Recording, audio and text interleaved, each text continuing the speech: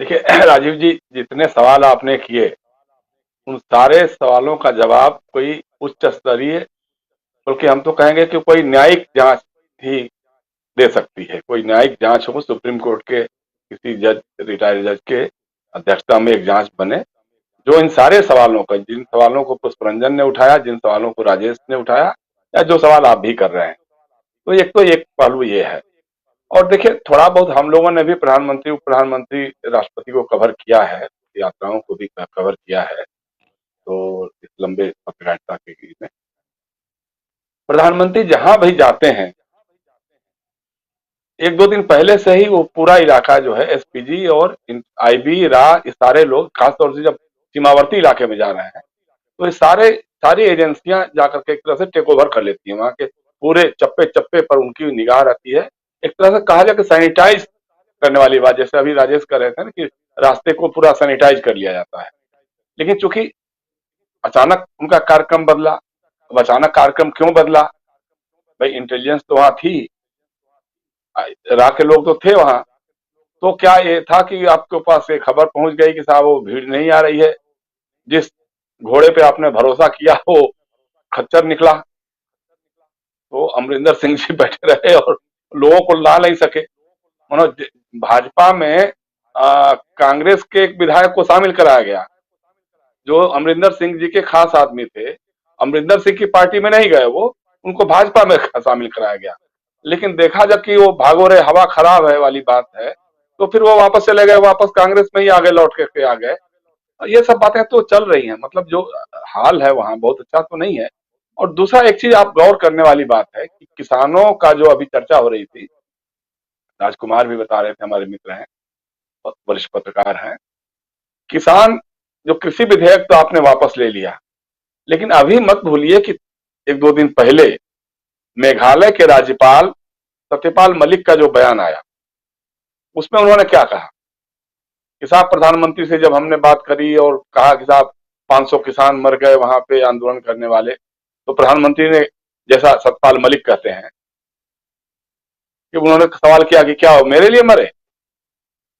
तो जब इस तरह की भाषा आप किसानों के बारे में बोलेंगे, तो किसान पहले से एक तो आंदोलित है, आपके सारे वायदे उनके लिए जो थे वो सब जुमले साबित हुए, तो उसको लेकर के एक तो गुस्सा। दूसरा, आप जिस तरह नमक पे आप जले पे आप नमक छिड़क रहे हैं, घाव पे मरहम लगाने के बजाय आप ये कहते हैं कि भाई हमारी उनसे सहानुभूति है, वो ना कर करके आप कह रहे हैं कि क्या हमारे लिए मरे? वो किसके लिए मरे?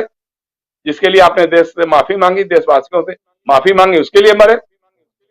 तो ये सारी चीजें हैं, किसानों में एक तो गुस्सा है, और पंजाब में हालत अच्छी नहीं है, ये तो सबको जाहिर है।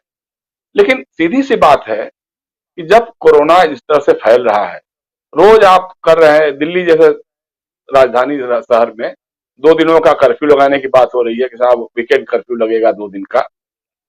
रैलियां लोग अपनी रद्द कर रहे हैं या कम कर रहे हैं। वहां पे आप जाना आपके लिए बहुत जरूरी था, आप हेलीकॉप्टर से जा सकते थे। अगर मान लीजिए ये भी लगा कि ठीक है वहां घेराव हो रहा है, कुछ हो रहा है, तो उसके और रास्ते निकल सकते थे, लेकिन नहीं।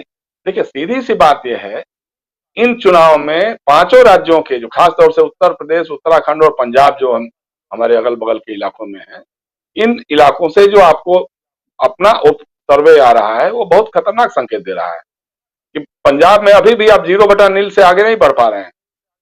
सब कुछ कर लिया आपने, अमरिंदर सिंह से तालमेल कर लिया, सुखदेव सिंह ढींडसा जी के साथ भी बना लिया, गठबंधन बना लिया, सारा कुछ करने के बाद भी कोई भी ओपिनियन पोल जो भी आ रहे हैं, जितने भी उनके अपने लोग हैं, तब भी वो नहीं पहुंचा पा रहे हैं, आपकी संख्या नहीं बता पा रहे हैं।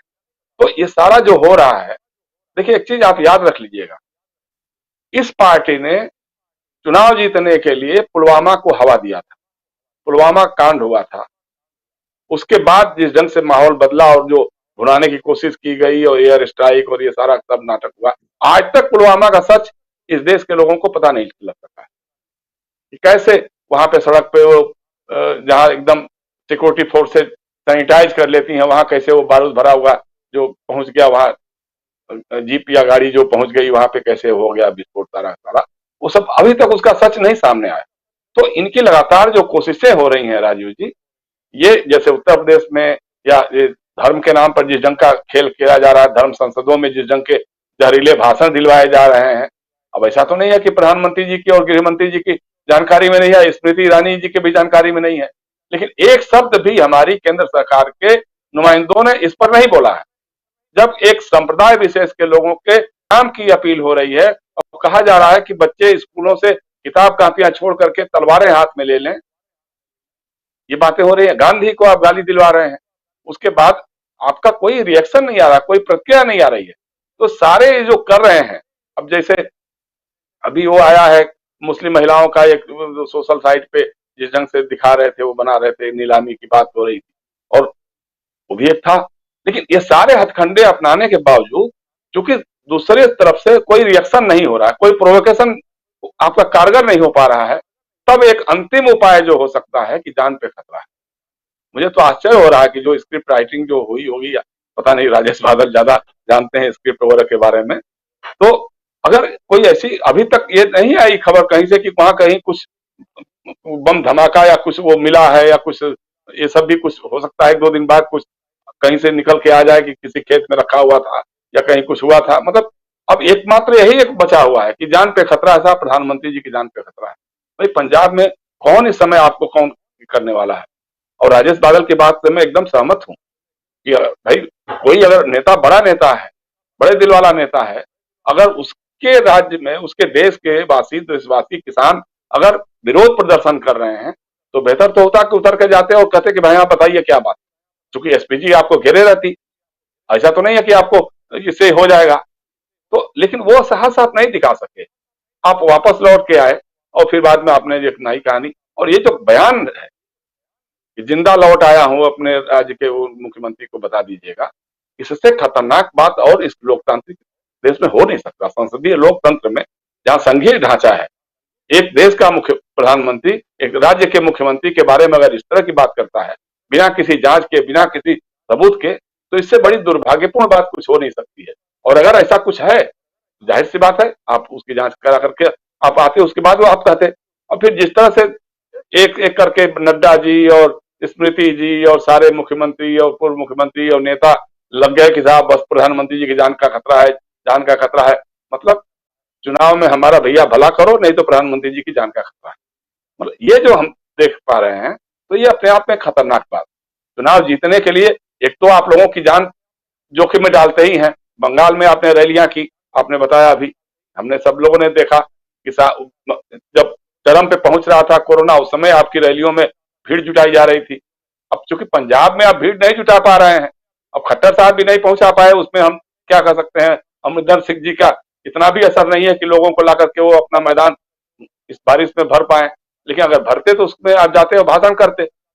तब वो आपको याद नहीं आता कि नहीं कोरोना चल रहा है, कोरोना में हमको प्रोटोकॉल का भी देखना पड़ेगा। ये सारी बातें हैं राजीव जी, असल बात यही है, भागो रे हवा खराब। जी भागो रे हवा खराब है। और